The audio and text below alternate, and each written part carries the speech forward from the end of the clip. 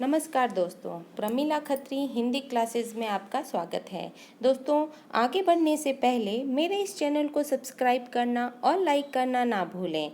दोस्तों, आज हम हिंदी व्याकरण के सब्जेक्ट संधि को सीखेंगे। संधि क्या होती है, यानी उसकी डेफिनेशन क्या है, उसकी परिभाषा क्या है, संधि किसे कहते हैं, यह हम सीख चुके हैं। संधि कितने प्रकार की होती है, यह हम आज इस वीडियो में सीखेंगे। संधि के भेद। संधि कितने प्रकार की होती है, उसके कितने भेद हैं? तो संधि 3 प्रकार की होती है: स्वर संधि, व्यंजन संधि और विसर्ग संधि। स्वर संधि। आज हम स्वर संधि के बारे में सीखेंगे। स्वर का स्वर के साथ मिलान होने से जो विकार बनता है उसे हम स्वर संधि कहते हैं। यानी स्वर का स्वर के साथ में मिला देने से जो परिवर्तन आता है और जो नया शब्द बनता है उसे हम स्वर संधि कहते हैं। जैसे कि हिम प्लस आलय। यहाँ पर हिम के अंदर म में अ का स्वर आता है और आलय में स्टार्टिंग में आ का स्वर आ रहा है। तो इन दोनों स्वरों को मिला देने से कौन सा शब्द बनेगा? हिमालय। हिम प्लस आलय, हिमालय। यहाँ पर आ का जो स्वर उत्पन्न हुआ है वो हमने म के स्वर के अंदर मिला दिया है। तो क्या बनता है? हिम प्लस आलय, हिम आलय। महाभारत। यहाँ पर हा के अंदर आ की स्वर आ रही है और आ में आ का स्वर है ही। तो यहाँ पर हमने दोनों स्वरों को यानी दोनों आ के स्वरों को मिला दिया है। तो यहाँ महात प्लस आत्मा को क्या बोलेंगे? महात्मा। आ के स्वर को हमने ह के आ के स्वर के साथ में मिला दिया है। यू प्लस उक्ति। यहाँ पर दोनों तरफ ऊ का स्वर आ रहा है। तो दोनों स्वरों को मिला देने से क्या बनता है? युक्ति। परम प्लस आत्मा। यहाँ पर म में अ का स्वर है और आ में आ का स्वर है। यहाँ पर हम म के अंदर आ का स्वर यानी अ जो स्वर आ रहा है म, उसके अंदर हम आ का स्वर मिला देंगे तो बनता है परमात्मा। परम प्लस आत्मा, परमात्मा। विद्या प्लस आलय। यहाँ पर भी अ स्वर और आ स्वर को मिला देने से विद्यालय बनता है। स्वर संधि कितने प्रकार की होती है? हमने स्वर संधि किसे कहते हैं यह जाना है। अब हम देखेंगे कि स्वर संधि के कितने प्रकार हैं। तो स्वर संधि 5 प्रकार की होती है। पहली दीर्घ संधि, दूसरी गुण संधि, तीसरी वृद्धि संधि, चौथी यण संधि और 5वीं अयादि संधि। तो आज हम दीर्घ संधि को विस्तार से सीखेंगे और समझेंगे। क्योंकि यह विषय थोड़ा विस्तृत है तो हम इसको पार्ट में यानी भाग करके सीखेंगे। तो आज हम दीर्घ संधि के बारे में सीखते हैं। दीर्घ संधि। दीर्घ संधि को हम ह्रस्व संधि भी कह सकते हैं। यानी हम दीर्घ संधि या ह्रस्व संधि कह सकते हैं। इसके 2 नाम हैं। जब 2 शब्दों की संधि करते समय यानी अ और आ के साथ में अ और आ हो तो आ बन जाता है।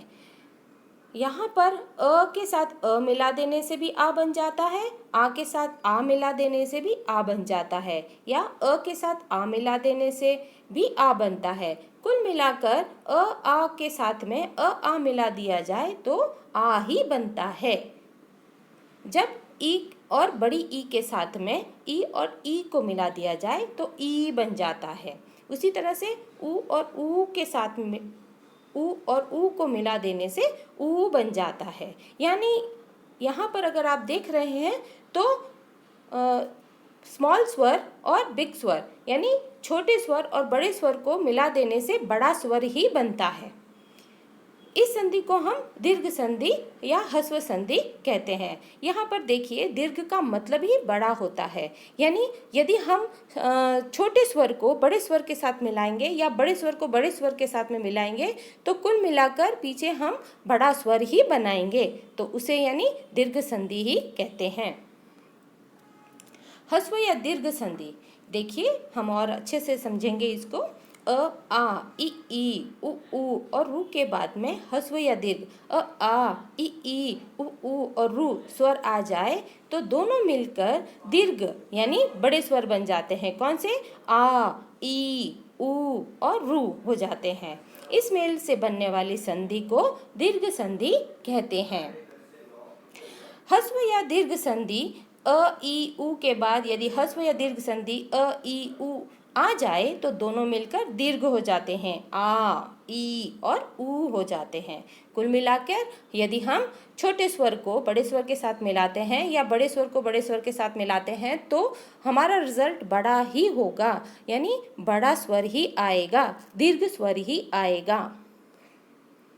जब व्यंजन में से स्वर को अलग कर दिया जाता है तो व्यंजन के नीचे हल चिन्ह लग जाता है। अब यहाँ पर हम कैसे जानेंगे कि ये बड़ा है ये छोटा है?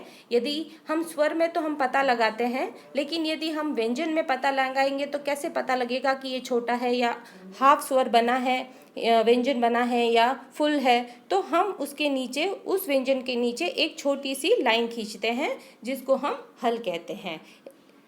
वहाँ आधा लिखा जाता है और जब व्यंजन में स्वर मिलाया जाता है तो वो पूरा हो जाता है। यानी यदि हम क लिख रहे हैं और उसके नीचे हाफ लाइन है तो इसका मतलब वो आधा व्यंजन है, लेकिन हम उसके अंदर अ मिला देंगे तो वह क बन जाता है, यानी पूरा स्वर बन जाता है, फुल स्वर बन जाता है, जो मैं स्वर और व्यंजन को अपने वीडियो में समझा चुकी हूँ।